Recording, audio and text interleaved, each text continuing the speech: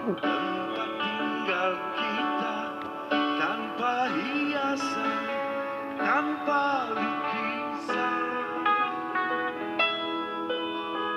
beratap jerami beralaskan tanah.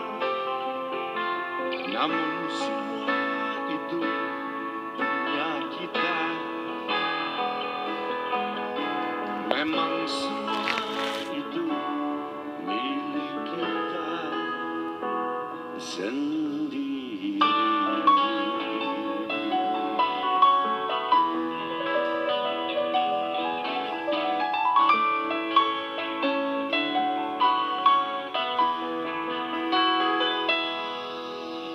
Hanya alang-alang agar rumah kita tanpa anyeli, tanpa melati.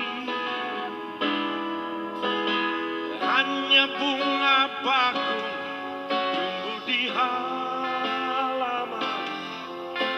Namun semua ini punya kita. Memang semua ini milik kita. Haruskah kita beranjak ke kota yang penuh dengan tanya? Lebih baik di sini. Rumah kita sendiri. Segala nikmat dan anugerah yang kuasa, semuanya ada di sini.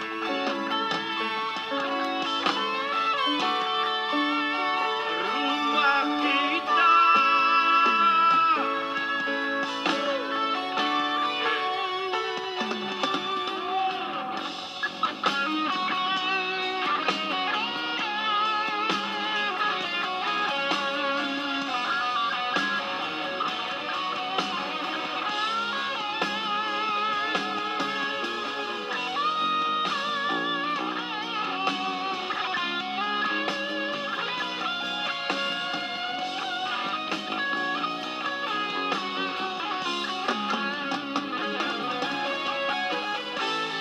Lebih baik di sini.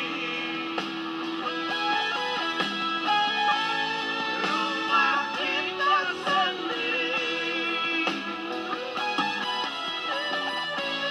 Segala nikmat dan anugerah yang kuasa, semuanya ada di sini. Lebih baik di sini.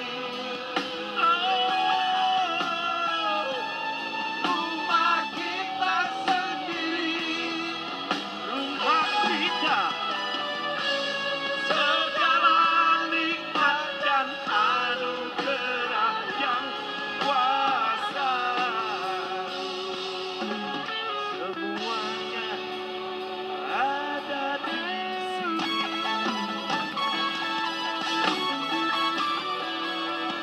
Rumah kita.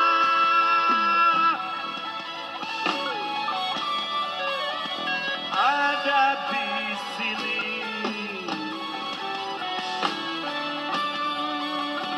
Rumah kita.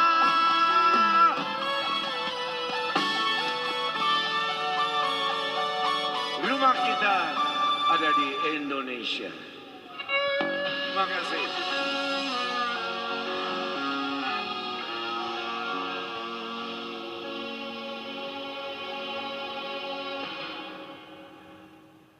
Pemirsa, kita masih bersama Indonesia Lawyers Club. Aplaus dulu untuk God Bless. Dengan vokalis terkenal Ahmad Albar. Sekarang gilirannya mantan Wakil Presiden RI 2014-2019. Tapi sebelumnya saya kepikir satu pertanyaan untuk Pak Mahfud, yaitu tentang tadi pengantar saya bahwa bangsa kita itu pada sejak 2014 itu seolah-olah terpecah antara yang 01, 02 terakhir, dan itu sampai hari ini masih membekas. Gimana prospek bangsa ini ke depan? Apakah kita bisa tetap untuk utuh sebagai negara kesatuan atau tidak? Ya, begini Bang Karni, tahun 2014 itu terpecah antara calon Pak Prabowo dan Pak Jokowi Yusuf Kalla, Prabowo Hatta Rajasa. Itu terpecah. Tapi terpecahnya saat itu tidak pakai politik sara. Itu pendekatan program saja. Kalau saya melihat Pak Jokowi itu pendekatannya populis, langsung ke rakyat bawah, ke rakyat kecil, ke gorong-gorong kemana. Kalau Pak Prabowo itu pendekatannya strukturalis, dia mau memperbaiki sistem ini, dan itu memang pendekatannya begitu. Dan yang menang Pak Jokowi, ya sudah gitu. Tapi tahun 2019 yang didahului dengan pemilihan gubernur Pilgub, itu memang lalu politik identitas yang muncul, politik keagamaan yang sebenarnya sih tidak ada yang lebih benar antara yang satu yang lain, itu hanya jualan aja sebenarnya. Sehingga bagi saya sebenarnya tidak ada sebenarnya yang punya dasar untuk menyatakan diri paling benar membawa nama agama gitu. Oleh sebab itu kedepannya menurut saya yang penting itu bagaimana masalah ideologi ini Pak diperkuat. Kedepannya program, nggak usah lagi politik identitas, karena semua kalau bicara agama masing-masing punya dalil kok. Taruhlah kalau pandangannya Ahok yang dianggap tidak Islam dan sambungannya, kemudian yang satu yang Islam Pak Anies dan sambungannya gitu. Itu pendukung Pak Anies banyak juga yang tidak sholat kok kalau waktu kampanye itu. Tapi banyak yang sholat juga. Pendukung Ahok juga ada yang sholat waktu kampanye. Jadi itu bukan urusan agama sebenarnya. Nah yang begitu-begitu tuh kedepannya dikurangi gitu. Atau kalau bisa bukan hanya dikurangi tapi dihilangkan. Sehingga politik ke depan itu, taruhlah politik identitas itu tidak bisa dihindari. Orang memilih karena kesamaan agama, kesamaan suku itu silakan. Tapi kalau sampai menimbulkan perpecahan ideologis itu amat sangat berbahaya. Sebenarnya sangat berbahaya. Nah kedepannya maka saya berpikir gerakan moderasi beragama, di mana agama itu menjadi alat pemersatu, gerakan jalan tengah. Kalau di dalam Islam itu namanya Islam wasatiyah, Islam yang di tengah, tidak ekstrim ke kanan, tidak ekstrim ke kiri, tapi inklusif. Menerima perbedaan itu sebagai keniscayaan dan tidak menganggap orang lain yang berbeda itu sebagai musuh. Nah istilah moderasi beragama dengan kata Islam wasatiyah ini oleh orang yang tidak paham betul itu dianggap wah Islam apa lagi tuh, Islam ya Islam gitu. Di mana ada kata Islam wasatiyah di dalam agama Islam kan gitu.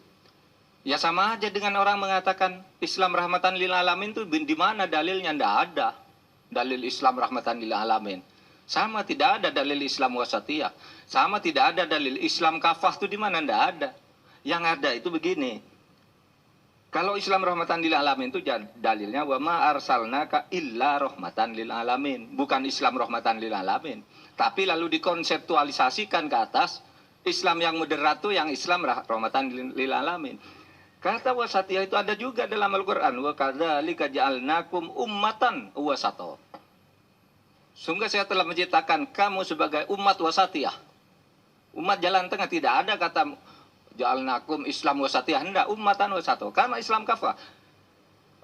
Udhulu fisilmi kafah. Tidak ada. Saya menjatuhkan Islam kafah. Tapi dikonsepkan sebagai istilah di dalam keilmuan itu biasa. Diabstraksi ke atas, diberi nama ini sebagai konsep. Nah, kedepannya menurut saya moderasi beragama itu menjadi sangat penting. Moderasi beragama, karena berangkat dari keyakinan bahwa perbedaan itu adalah keniscayaan, perbedaan itu adalah sunnatullah, perbedaan itu adalah fitrah, gitu aja ke depannya. Bahwa tidak mungkin kita itu sama. Dulu kita sudah pernah diskusi tentang ini, tidak mungkin orang sama, itu sebagai ciptaan Allah dan di situ kita bersatu. Itulah cara kita menghayati agama kita, bahwa kita ini memang berbeda, diciptakan oleh yang di sana itu loh. Karena yang di sana menghendaki kita berbeda, ya mari kita bekerja sama.